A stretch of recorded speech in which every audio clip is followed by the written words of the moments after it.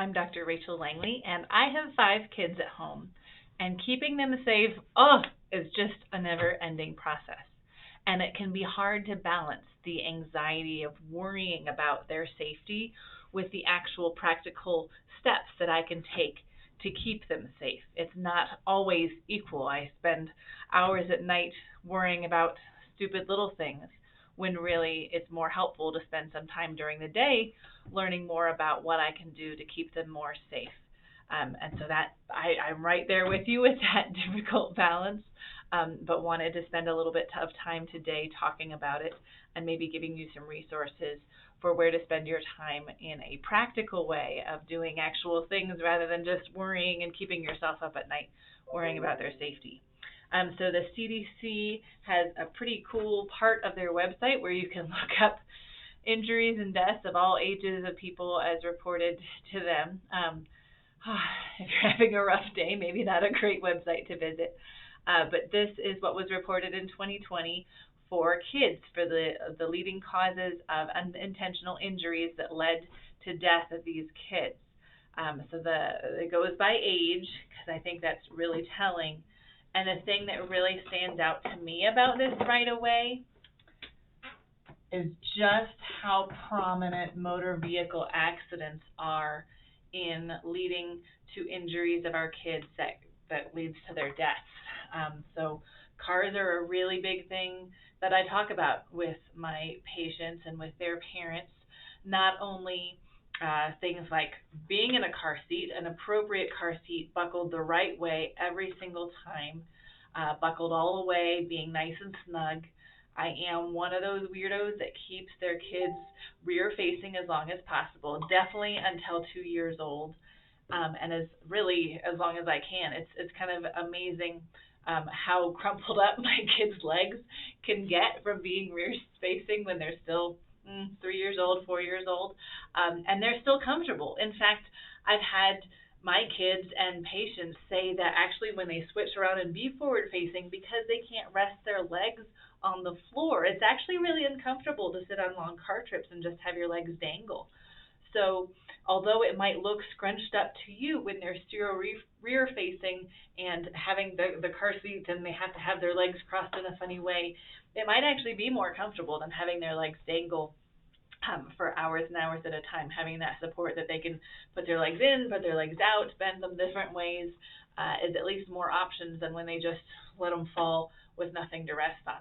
So don't give in to the people that say that your 2-year-old or your 1-year-old needs to be switched around and forward facing because they're uncomfortable. Kids are so bendy, and it's so much safer to be rear facing. And if you're not sure what to do for their car seats, what ages, what weights, what heights, I know it can be complicated. It seems at least twice a year I go through all our heights and weights of all my kids and figure out, make sure they're still in the right car seat, or if they need to graduate to their siblings' car seat, and if their siblings' car seat it still works for them, or if I need to get a new booster seat to fix that. And it's a big puzzle for 5 kids, but it's worth it because I want to do anything I can to keep them safe. There's also most towns have some place that can do a car seat check. So looking around wherever you live in Colorado Springs, I try to post them onto our Facebook page when I'm aware of them. And I know Children's Hospital here in Colorado Springs does them on a regular basis, or you can set up an appointment to have your car seat checked out in the car, even with the kid. Put the kid in it, make sure it's done right, make sure it's strapped to the car correctly, whether it's using the car's own seat belt to anchor it in place, or whether it's using the hooks that you can attach it to.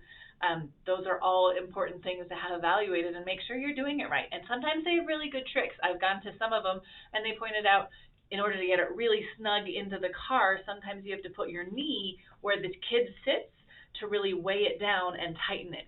That was a neat trick that I learned from doing one of these car seat checks myself.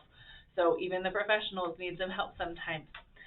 Also, there's websites out there for car seat recalls, just in case your car seat has been deemed unsafe for one reason or another. You want to know about that.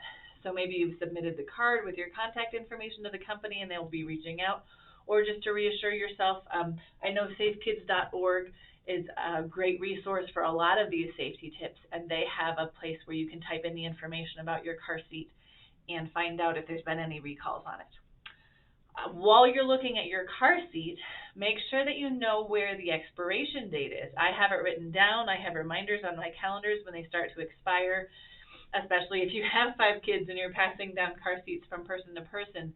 Knowing when they expire, when the plastic and the styrofoam starts to deteriorate naturally and isn't going to provide the support that your kid needs anymore, is an important thing to know. Don't put all this effort into a car seat that's actually expired.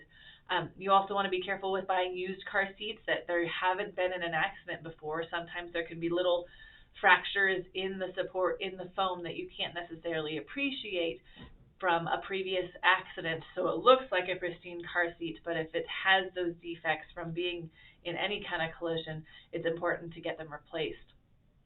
And that's something to mention. I mean, even if you're just in a little fender bender, mention that to your car insurance, and often your car insurance will help pay for the car seats to be replaced, because they don't want your kids to get hurt either. So contact them and let them know that there were car seats in that accident, and if they will cover new car seats, that would be a big benefit, because believe me, I know car seats are expensive. Other reflections on this, man, drowning is scary. It's my personal opinion is that every parent tends to have at least one fear about their kids that's kind of unjustified. It's just kind of a gut reaction of one particular thing. Like, my thing is heights. I get really, really inappropriately uncomfortable with my kids around balconies, and just knowing that and being safe and trying to calm myself down is a good thing to know. I know my husband really worries about choking with their kids, so any little cough while they're eating really makes him panic a little bit.